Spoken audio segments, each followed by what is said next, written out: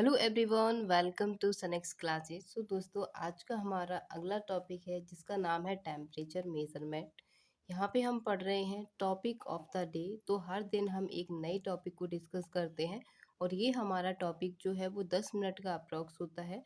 तो आप डेली से इस टॉपिक को मतलब इस सीरीज़ को देखा कीजिएगा और आपको जो जनरल अवेयरनेस की जो प्रॉब्लम है वो ख़त्म हो जाएगी।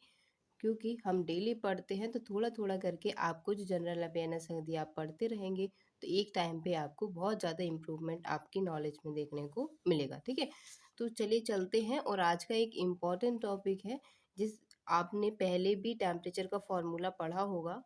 ठीक है, अगर नहीं पढ़ा है तो आज पढ़ लीजिएगा। ये फॉर्मूला है, बहुत बार हमारे न्यूमेरिकल आ जाते हैं टेम्परेचर के फॉर्मूले पर, या फिर कोई और न्यूमेरिकल, जैसे इंजीनियरिंग में हम न्यूमेरिकल को सॉल्व करते हैं तो वहाँ पर भी टेम्परेचर से रिलेटेड फार्मूले आ जाते हैं जहाँ पे हमें कन्वर्जन करना होता है। फिजिक्स में ये फार्मूले देखने को मिलते हैं। डिग्री सेल्सियस को फ़ारेनहाइट पे कन्वर्ट करना है, फ़ारेनहाइट को केल्विन में कन्वर्ट करना है।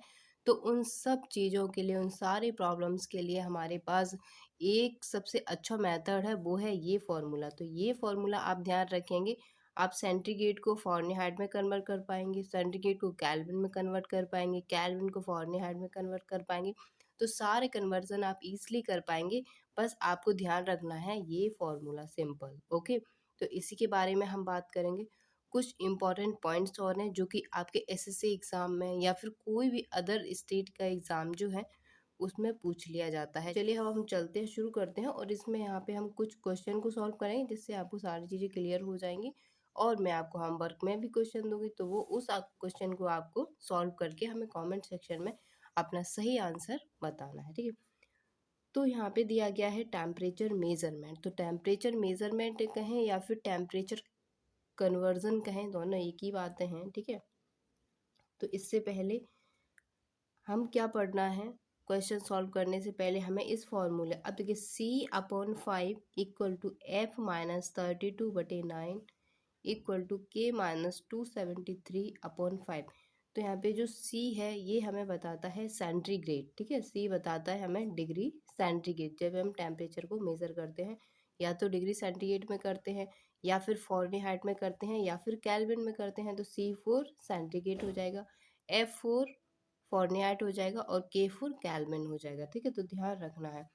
अब यहाँ पे दिया गया C/5 equal F-32/9 equal to K-273/5। ध्यान रखिएगा। चलिए अब क्वेश्चन को सॉल्व करेंगे और आपको सारी चीज़ें यहाँ पे क्लियर हो जाएंगी। तो हम क्वेश्चन को देखते हैं। हमारा क्वेश्चन दिया गया है, what is 30 degree centigrade in kelvin. तो 30 डिग्री सेंटीग्रेड हमें दिया गया है, इसको हमें केल्विन में कन्वर्ट करना है, बदलना है। ठीक है, तो केल्विन में 30 डिग्री सेंटीग्रेड का मान क्या होगा। अब देखिए, डिग्री सेंटीग्रेड हमें ये दिया गया है और केल्विन हमें ये दिया गया है, तो हम इन दोनों को बराबर कर लें। तो यहाँ पे कितना हो जाएगा, यहाँ पे हमें मिलेगा C/5 equal to K-273 divide by 5, इस तरीके से मिल जाएगा। अब क्या करना है, सेंटीग्रेड में दिया गया है तो सेंटीग्रेड का हमें यहाँ पे वैल्यू पुट करनी है। तो यहाँ पे मान रखना है हमें, C कितना रखना है, 30 डिग्री सेंटीग्रेड रखना है। तो यहाँ पे कितना हो जाएगा, 30/5 इक्वल टू K-273/5, इस तरीके से हो जाएगा। ठीक है, अब 5 से 5 कैंसिल हो जाएगा तो कितना बचेगा, 30 इक्वल K-273। तो 273 को हम इधर लेके आएंगे तो यहाँ पे हमें मिलेगा K इक्वल टू 30 प्लस के 273। तो यहाँ पे K बराबर हो जाएगा 3 0 और 3 303। और किस में निकाल रहे थे, तो ये हम निकाल रहे थे केल्विन में। तो जो हमारा टेम्परेचर आ गया वो कितना आ गया, 303 केल्विन आ गया। तो 30 डिग्री सेंटीग्रेड जो होता है टेम्परेचर, वो बराबर होता है 303 केल्विन के। ओके, आई होप आप सबको इतनी बात क्लियर हो गई होगी। ओके, एक और क्वेश्चन करते हैं जिससे कि आपको और अच्छे से बातें क्लियर हो जाए। ठीक है, चलिए हमारा अगला क्वेश्चन है, convert 50 degree centigrade to Fahrenheit. अभी हमने केल्विन में कन्वर्ट किया था, अगर हम फ़ारेनहाइट में कन्वर्ट करेंगे तो क्या होगा। तो देखिए अगेन फॉर्मूला क्या था हमारा, C/5 equal to F-32/9 equal to K-273/5। तो ये हमारा फॉर्मूला था। अब हमें डिग्री सेंटीग्रेड को फ़ारेनहाइट में कन्वर्ट करना है, तो हमें क्या करना पड़ेगा, डिग्री सेंटीग्रेड हमें ये दिया गया है और फ़ारेनहाइट ये, तो इस तरीके से इसको हम बराबर कर लेंगे। तो यहाँ पे मिलेगा C/5 बराबर F-32/9। तो C का मान रखिएगा, C का मान कितना हो जाएगा, 50 डिग्री हो जाएगा, ठीक है। तो यहाँ पे हमने लिखना है 50/5 equal to F-32/9।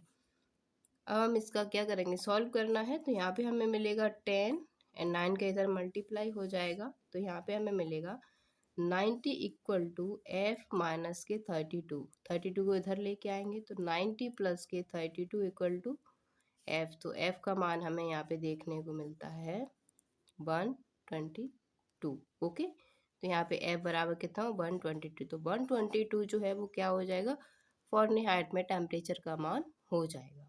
I hope आपको सारी चीज़ें क्लियर हो गई होंगी। तो हमने आपके लिए 3 क्वेश्चन लिए हैं। यहाँ पे आपको फ़ारेनहाइट से केल्विन में कन्वर्ट करना है, इसको हमें केल्विन से डिग्री सेंटीग्रेड या फ़ारेनहाइट में कन्वर्ट करना है, और इसको फ़ारेनहाइट से डिग्री सेंटीग्रेड में कन्वर्ट करना है। वेरी इजी फार्मूला है, लगाइएगा और इनका आंसर आप कमेंट सेक्शन में हमें कमेंट करके बताइएगा। चलिए अब हम चलते हैं, कुछ इम्पोर्टेंट पॉइंट्स के बारे में बात करेंगे। ये जो पॉइंट्स हैं ये डायरेक्टली आपके एग्ज़ाम में पूछ लिए जाते हैं, तो बहुत ज़्यादा इम्पोर्टेंट पॉइंट है, आपको ध्यान रखने हैं, ठीक है। इनको आप लर्न कर लीजिएगा, याद रखिएगा, ठीक है। तो अब देखिए, अब हम पढ़ते हैं सम इम्पॉर्टेंट पॉइंट। तो पहला पॉइंट हमें देखने को मिलता है वाटर फ्रीजिंग पॉइंट।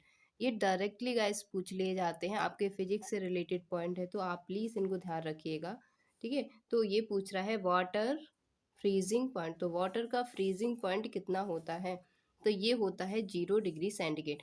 अब इसका क्या मतलब है, 0 डिग्री सेंटीग्रेड पर पानी जमना शुरू कर देता है, उसको कहा जाता है वाटर फ्रीजिंग पॉइंट, ठीक है। अगला आता है water boiling point. Water boiling point होता है 100 डिग्री सेंटीग्रेड। इसका मतलब क्या है, इसका मतलब है कि जब पानी 100 डिग्री सेंटीग्रेड पर पहुंच जाता है, उसके बाद वो बॉयल होना शुरू कर देता है, उससे पहले पानी बॉयल नहीं होता है। अगर पानी बॉयल हो रहा है तो इसका मतलब है कि उसका टेम्परेचर 100 डिग्री सेंटीग्रेड से ऊपर ही है, ठीक है। तो 100 डिग्री सेंटीग्रेड पर पानी जो है वो बॉयल होना शुरू कर देता है। अब कुछ आपको टेम्परेचर ध्यान रखना है, जैसे कि एब्सोल्यूट टेम्परेचर। एब्सोल्यूट टेम्परेचर किसको कहते हैं, 0 केल्विन को एब्सोल्यूट टेम्परेचर कहा जाता है। अब आप कहेंगे कि -273 डिग्री क्या है, तो यदि हम 0 केल्विन को ही डिग्री सेंटीग्रेड में कन्वर्ट करते हैं तो हमें देखने को मिलता है -273 डिग्री सेंटीग्रेड। या फिर हम कहें 0 डिग्री केल्विन, या फिर हम कहें -273 डिग्री सेंटीग्रेड, दोनों बातें एक ही हैं, ठीक है। अगला आता है रूम टेम्परेचर। तो रूम टेम्परेचर होता है 300 केल्विन, और इसी 300 केल्विन को अगर हम सेंटीग्रेड में बात करते हैं तो हमें मिलता है 270 डिग्री सेंटीग्रेड। अगला टेम्परेचर आता है एम्बियंट टेम्परेचर। तो एम्बियंट टेम्परेचर होता है 290 डिग्री केल्विन, ठीक है। एम्बियंट टेम्परेचर मतलब वातावरणीय टेम्परेचर है, ठीक है। तो यहाँ पे क्या हो जाएगा 290 डिग्री केल्विन, और इसको अगर हम सेंटीग्रेड में बात करें तो ये होता है 17 डिग्री सेंटीग्रेड। ओके, तो बहुत ही इंपॉर्टेंट पॉइंट है, आपके डायरेक्ट एग्जाम में पूछ लिए जाते हैं। तो ये 2 पॉइंट जो हैं वो आपको वेरी वेरी इंपॉर्टेंट है, और बाकी के ये पॉइंट भी आपके लिए इम्पोर्टेंट है, तो सारे पॉइंट आपको ध्यान रखने हैं। आई होप आपको आज का जो भी चीज़ें हमने पढ़ी हैं वो सब कुछ क्लियर हो गया होगा। अगर कोई डाउट है तो प्लीज़ कमेंट सेक्शन में हमें ज़रूर बताएं, और अगर वीडियो अच्छा लगता है तब भी बताएं, और नहीं कोई प्रॉब्लम लगती है तब भी बताएं। Thank you.